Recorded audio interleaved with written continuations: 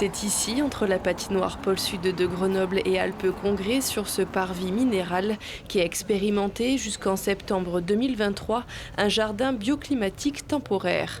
Charme, aulne, érable, des arbres pour offrir un peu d'ombre et de fraîcheur.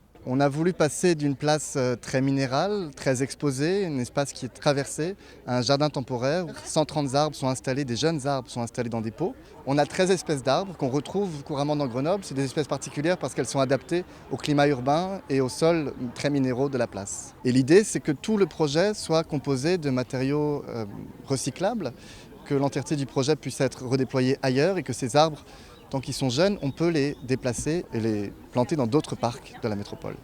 Et pour protéger l'étendue la plus exposée devant la patinoire, un grand vélum est installé à plus de 4 mètres du sol. C'est le principe d'un mât qui va être tendu par des câbles.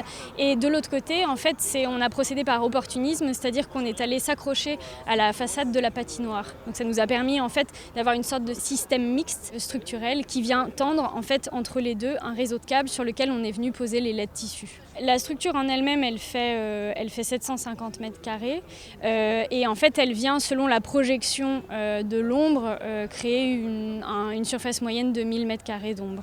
Ce projet expérimental de 18 mois doit également permettre de mieux comprendre la nature en ville et d'évaluer ainsi l'impact des végétaux sur la température ressentie avec plusieurs capteurs.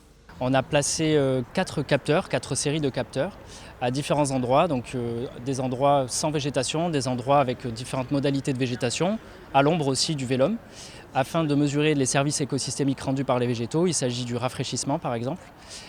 Il s'agit aussi de la partie captation des particules fines de l'air, donc c'est la pollution de l'air qui est atténuée par le végétal. Également, on a des capteurs d'humidité du sol, puisque les végétaux sont arrosés, il faut le faire correctement sans gaspiller d'eau.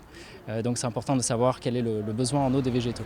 Ce jardin bioclimatique fait partie du plan Canopée soutenu par la métropole de Grenoble qui vise à lutter contre le réchauffement climatique et à améliorer la qualité de vie des habitants du territoire.